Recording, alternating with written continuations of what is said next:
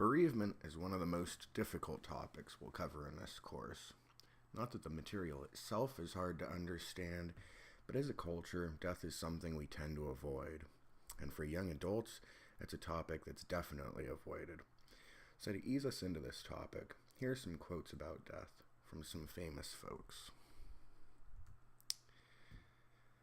The fear of death follows from the fear of life. A man who lives fully is prepared to die at any time. Mark Twain. Fear not death, for the sooner we die, the longer we shall be immortal. Benjamin Franklin. I don't want to achieve immortality through my work. I want to achieve it through not dying. Woody Allen. The death of a beloved is an amputation. C.S. Lewis. Why should I fear death? If I am, death is not. If death is, I am not. Why should I fear that which can only exist when I do not? Epicurus. One big question about bereavement is, does being bereaved actually make you physically ill? This is what's known as the loss effect. Does loss, especially the loss of one's spouse, lead to physical illness and maybe even death?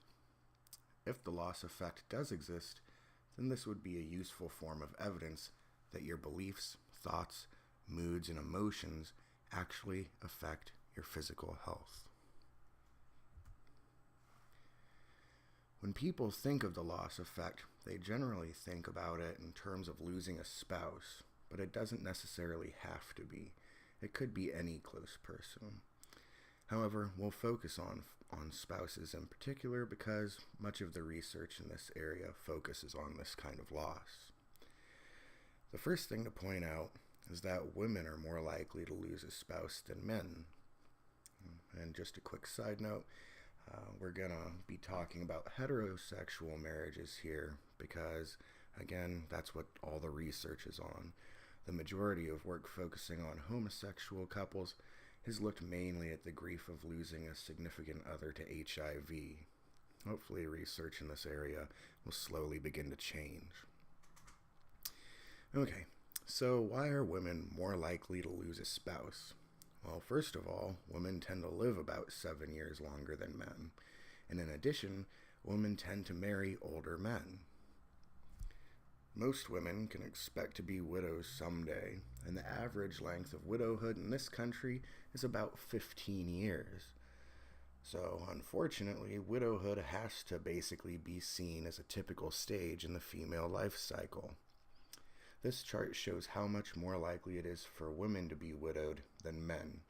As you can see, the older women get, the more likely it is for them to be widowed, and the number is always much, much higher than it is for men. In addition, if you look at the people who are the primary caregivers of sick people, 75% of the time they're females. 35% of the time the caregiver of the sick person was the child, 30% of the time it was the spouse, 9% of the time it was a sibling, 9% of the time it was a parent, and 16% of the time it was somebody else. So the caregiver isn't always the spouse, but most of the time the caregiver of the person was a wife, daughter, sister, or mother of the sick person. So in these situations as well, it's likely going to be a woman shouldering the responsibility for people who are dying. One partial explanation for this imbalance has to do with divorces among couples where one member is sick. A recent study looked at over 500 marriages where one of the partners had a serious illness. They found that a man is 6 times more likely than his wife to leave if the other person becomes seriously ill. Stated another way, of the 60 marriages that ended in divorce in this study, 88% of those ended when the husband left his sick wife. Next, we're going to go over the evidence for the loss effect, and then we'll talk about coping with bereavement and ways to help people cope with it.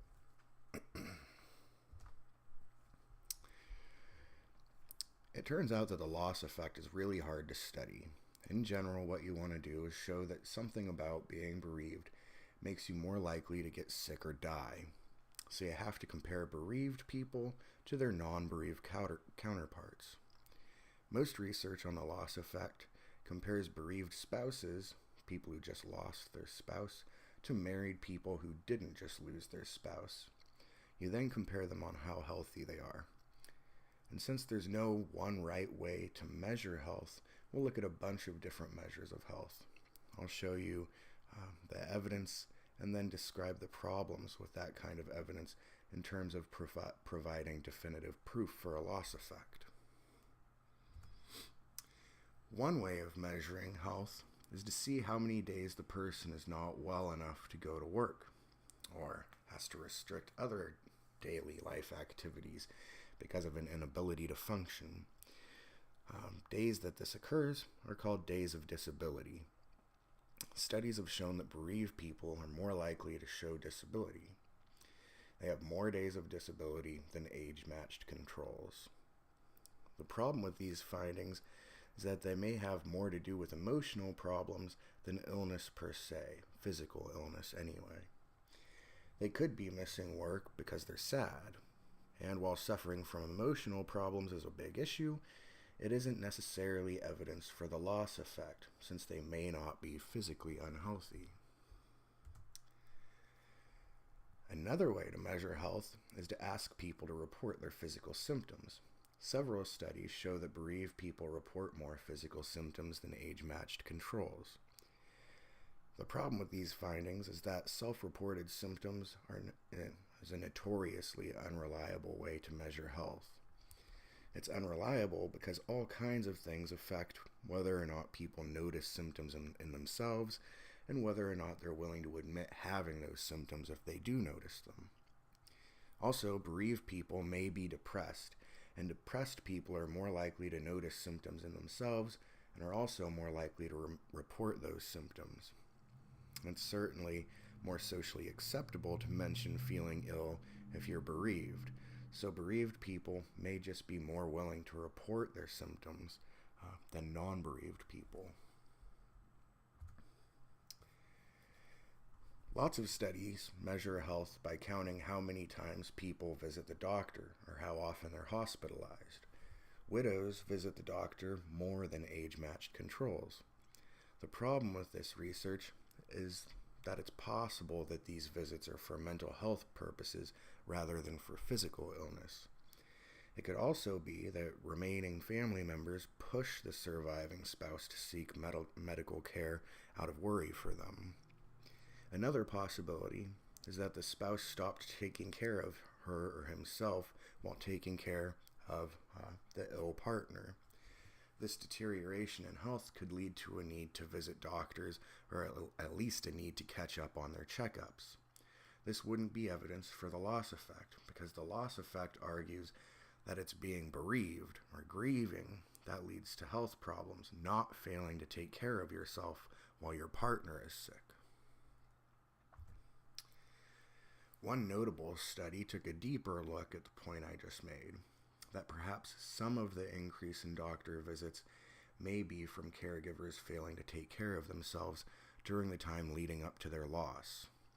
These researchers followed up with 129 bereaved spouses for 4 years. These bereaved individuals had spouses who would die from lingering trajectory illnesses, so illnesses that are terminal but slowly lead to death. The researchers assessed how much the spouse was in charge of the caregiving for the recently deceased. The researchers measured depressive symptoms, antidepressant medication use, health risk behaviors, and weight. The researchers found that the bereaved who had been primary caregivers showed improvements in their health habits, such as taking their medications, resting, and exercising more. They also showed a decrease in their depressive symptoms. However, for spouses who had not been the primary caregiver, they experienced an increase in their depressive symptoms and no changes in their health habits. So this study suggests that being a caregiver versus a non-caregiver of the deceased may be beneficial, at least in terms of becoming healthier and less depressed. But remember from last time that the stress of being a caregiver can be especially bad for your health. Another excellent measure of health is mortality, so death. If you look at mortality data, you find that if you compare bereaved people to age-matched, still married controls, the bereaved people have higher mortality. They're more likely to die. This table summarizes some Medicaid statistics on mortality after your spouse dies. Basically, the researchers here looked at a person's likelihood of dying in the 30 days after their spouse dies and the year after their spouse dies. The numbers here represent how much your likelihood of dying increases if your spouse died in the last 30 days compared to your likelihood of dying if your spouse didn't die in the last 30 days. And then they did the same thing for the last year. These calculations were made separately for women and for men. So if you're a woman and your husband died in the last 30 days, you're 61% more likely to die during those 30 days than if your husband didn't die during that time interval. And if you're a woman and your husband died in the past year, you're 17% more likely to die during that year than if your husband didn't die during that year. That doesn't mean that your chances of dying during these periods are 61 and 17%, but rather that they're 61 or 17% higher than if your spouse didn't die. Lots of people have argued that this mortality data isn't evidence for a loss effect, even though it sounds quite compelling. The reason people argue against it is because married couples tend to share the same environment, so the thing that made one member of the couple sick could also affect the other member. So, for example, if one member of the couple smoked, the other also would have had some negative effects of smoking if they didn't smoke themselves. If one member of a couple drinks, it's pretty likely that the other member of the couple also drank. And obviously, couples tend to share eating habits, poverty levels, and proximity to carcinogens in the environment. In general, people tend to marry people who are similar to them, so the death of one statistically raises the probability of the death of the other, which is not related to the effects of loss. Another type of evidence of the loss effect is studies showing that people's immune system function is compromised after a loss. If you think of bereavement as a stressor, then it's natural to expect that immune system functioning would be compromised after losing a loved one. One important indicator of immune function is natural killer cell activity. Remember from previous videos that these cells fight off viruses. They're like soldiers on a battlefield. Natural killer cells attack any invaders, so they're a very important part of the innate immune system. Irwin and colleagues conducted 2 separate studies investigating the effect of bereavement on natural killer cell activity. In their first study, they compared bereaved women to age-matched, non-bereaved control women and found that bereaved women had lower natural killer cell activity, suggesting compromised immune systems. In their second study, they compared natural killer cell activity in women 1 month before and 1 month after the death of their husbands. They found that natural killer cell activity was lower 1 month after the death. This study seemed to stack the deck away from finding evidence for the loss effect because these women must have been extremely stressed the month before their husband's death. They knew their husband was terminally ill after all. So this suggests that it's more than just stress. The researchers hypothesized that it was more likely that depressive symptoms were driving these results than the loss effect. And while depression and emotional problems are a big issue, they are different from the loss effect, which states that loss causes physical ailments.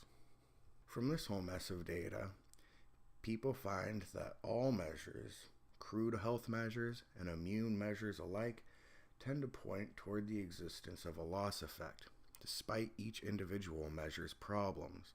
Again, this is called converging evidence. So people generally believe in the loss effect, especially because it always shows up in any study that looks for it. Different studies control for different problems, but always find the loss effect anyway. What's very clear from research on the loss effect is that it's very important to help bereaved people cope with their bereavement. One important thing that would help is for the rest of us to understand what bereaved people go through, as well as to appreciate the wide variability in people's experiences. Not all bereaved people go through the same things. There are some well-known stage models of grief, in particular the stages of grief developed by Elizabeth Kubler-Ross. First, a definition of grief. Grief is the psychological response to bereavement. Grief is a feeling of hollowness, often marked by preoccupation with the image of the deceased person, expressions of hostility toward others, and guilt over the death. According to these stage models, people are supposed to go through an orderly series of emotions in their grieving process. First, you're in disbelief, denial, you just can't believe it, you're pretty numb, you're just shocked and can't really take it all in. It doesn't seem real to you, and you have no real appreciation for the implications of your loss. Then the yearning sets in. You just really desperately wish the person was still around, and you would give absolutely anything to see them again. Then you just feel full of anger. It's so unfair that this could happen, and you're furious at people, including the person that you lost, the world in general, and even God. The next stage is depression. And it really starts to hit you, and you feel completely awful. And then finally, after going through those other stages, you reach acceptance. These stage models of grief have really permeated our culture to the point that you can actually see them depicted in TV shows and in movies. And you see a lot of parodies of these stages of grief. The following video both sums up and parodies this view of grieving. Uh-oh.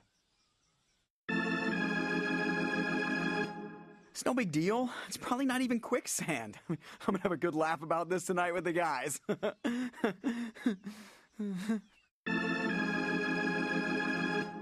Well, this is just perfect. Stupid quicksand, stupid jungle. I want to bite someone in the face. Mother.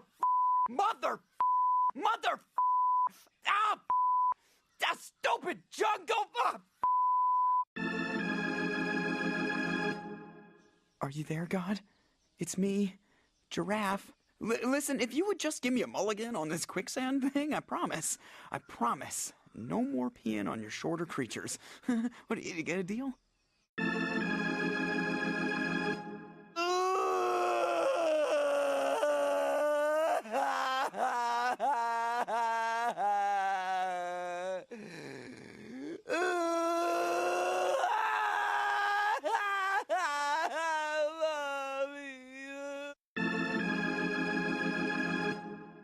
You know something? I'm cool with this. I bet heaven has all the tender leaves I can eat, and everyone gets their own Slurpee machine. Yeah, take me, sweet death. I await your loving embrace. What? I think I hit the bottom.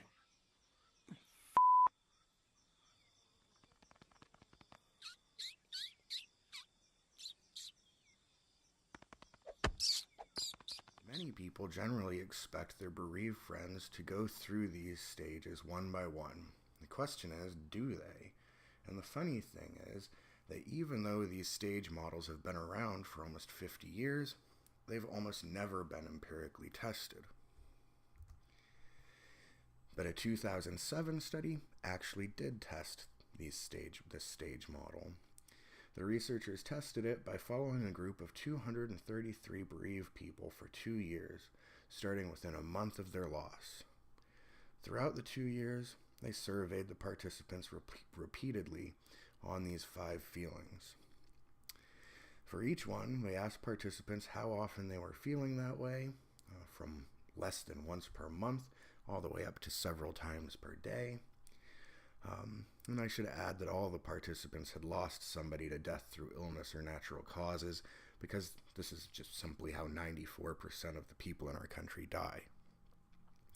So this first graph is what the stage theory actually predicts. So you can see that the theory predicts that disbelief will start high and then decrease over time, and that acceptance will start pretty low and increase over time. After disbelief starts to decrease, you move into yearning, then anger, then depression, each of which peak and then pretty much go away. Now, if you look at the absolute frequency of each of the different feelings, that is, if you just look at people's ratings of how often they felt each of the 5 feelings, you find that disbelief was not the initial dominant grief indicator, as the model would predict. The thing that was actually endorsed the most often in the beginning months, all the way through the entire 2 years, was acceptance. And the thing that was endorsed the next most was yearning. So yearning and acceptance were significantly more common throughout the 2 years than depression. But that initial graph of just the frequencies of the items is not fully useful in comparing where in time each of the feeling had its peak, because in this graph the peaks are all at different heights.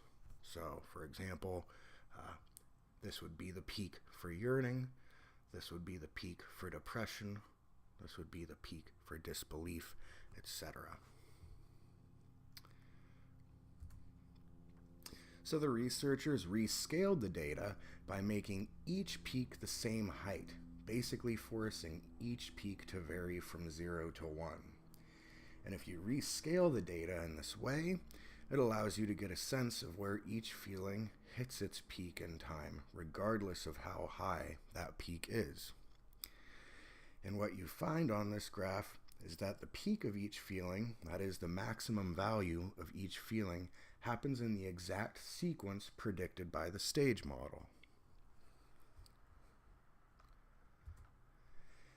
So in sum, this study supports the stage model in suggesting that these feelings tend to happen in the predicted order, but also counters the model in finding that disbelief was not the dominant reaction to grief. Instead, acceptance and yearning were more common. And this study also shows that all the negative feelings hit their peaks by about 6 months post-loss. It's definitely possible to overinterpret stage models of grief and try to force people to grieve in a particular way. But if we do that, we can end up failing to give people the kind of support that'll help get them through their loss. In addition to overinterpreting stage models of grief, we can also fall into a trap of assuming that everybody experiences grief in the same way, for the same reasons. However, researchers have found that there are gender differences in grieving. Many widows and widowers, although they have short-term difficulties, are able to adjust to life without their spouse. However, some do continue to experience depression long after their loved one passes away. Researchers have found clear gender differences in why some continue to have long-lasting depression after the loss of their loved one. For women, financial worries and simply the strain of trying to remain financially solvent is the main cause for the continued depression. For men, their depression seems to stem from trying to manage the household on a daily basis, which they likely didn't have to do while their wives were still alive. One caveat to this research is that it was published in 1992.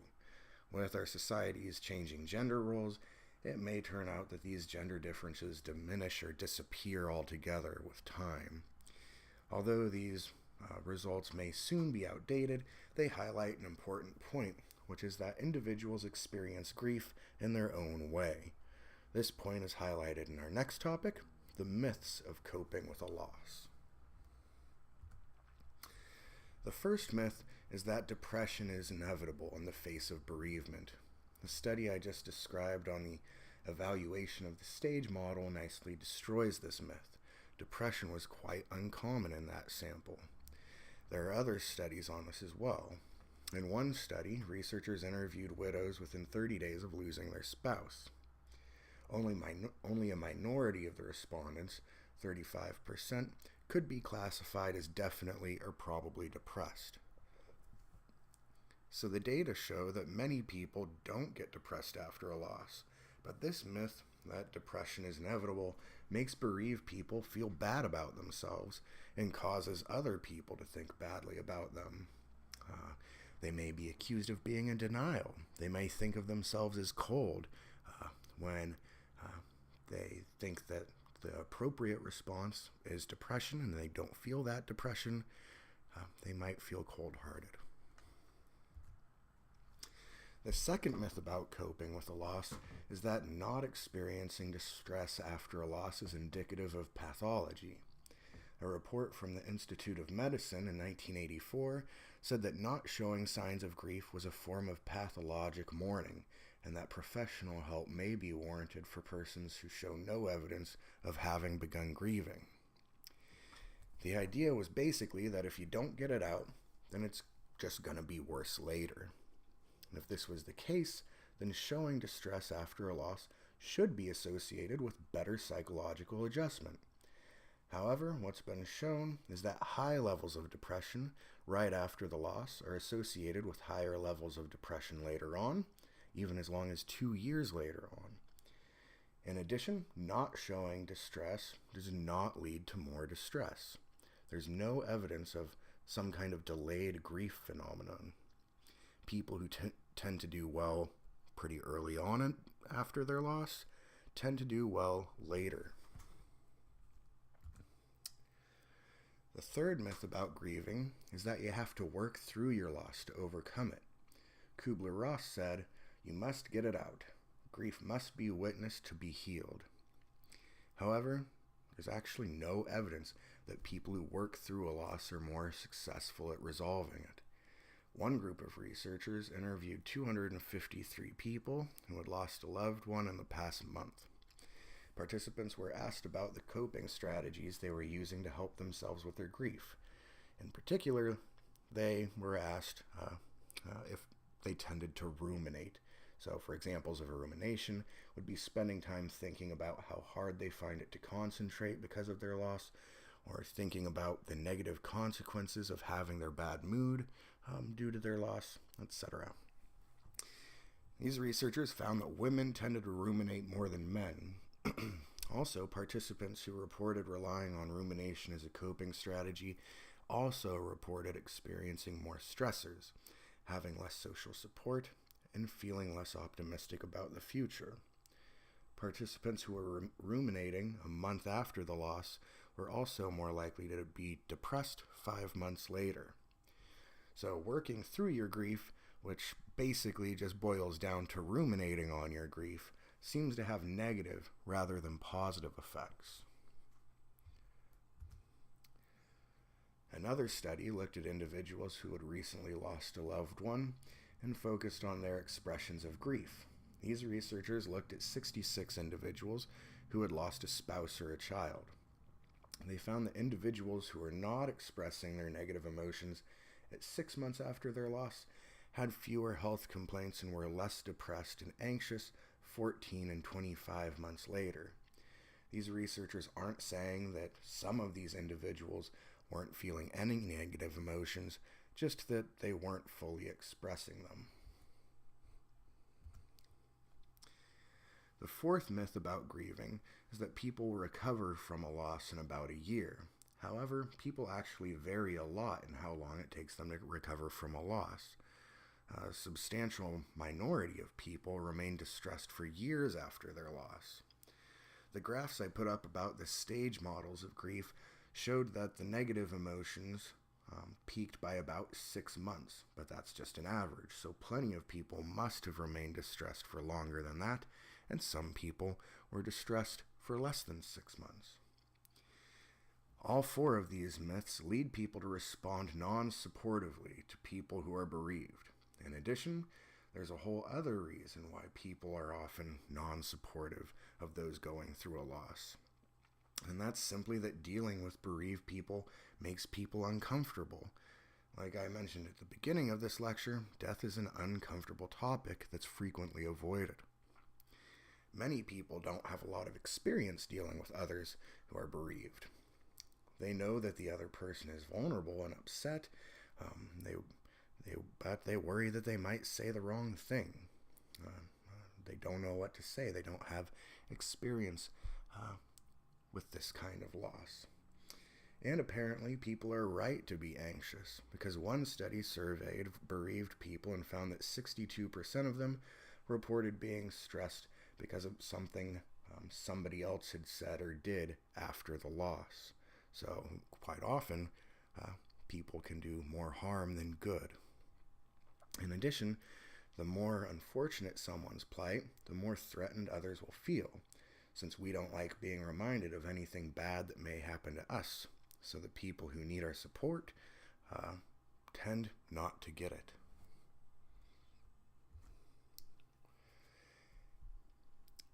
Here's a list of things that bereaved people find unhelpful or even hurtful. First, people often discourage the bereaved person from openly expressing or discussing their feelings about the loss.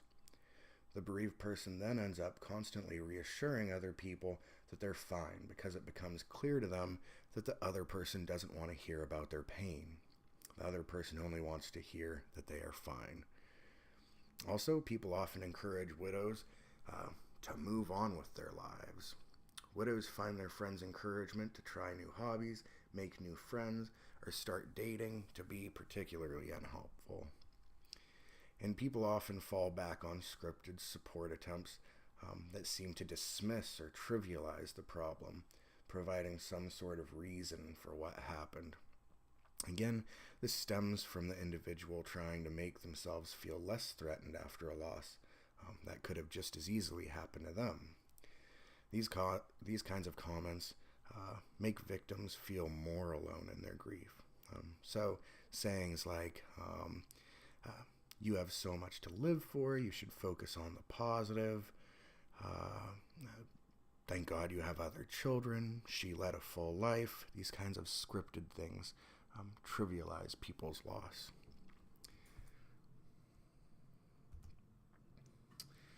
So if these comments don't work, what does? Well, first, permitting the other person to talk about her feelings and being supportive of whatever those feelings are can be very helpful. Often people just need someone to listen to how they're feeling, but don't force it, obviously. Offer to listen. So would you like to talk about it? I'm here for you if you need me. Things like that. And other times people just need to know that you care. The bereaved may also find comfort in contacting others who have been through a similar loss, because these similar others may be less threatened by the victim's signs of distress, may be less likely to push the person to buck up, and advice from them may be less likely to be perceived as judgmental. Instrumental support can be very helpful for the bereaved. So instrumental support would be actual help with various household stuff, in particular chores that were sorted by gender that may be hard for the surviving spouse to do. Lots of people offer help, but actually providing help is less common. Don't just say, hey, call me if you need me. You can offer to do a specific favor for them. If they're rushing out of town to a funeral, offer to drive them to the airport, or you can arrange their flight, or help them reschedule appointments that they'll miss. Try to imagine what you would need if you had to stop everything you normally did and deal with a loss, and then offer that.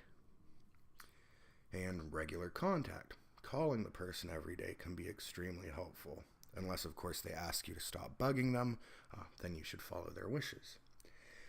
And of course, in today's world, texting can even be helpful, assuming the bereaved person knows how to text. But of course, a phone call is more personal.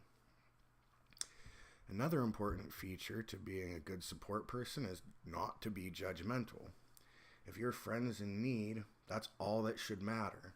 For example, if a friend's parent died from lung cancer after smoking for decades, you might be thinking that of course this could have been prevented. However, making any comments about the link between smoking and cancer will just be seen as judgmental. Everybody knows that relationship, and there's no sense in stating it out loud. Just be there to help your friend.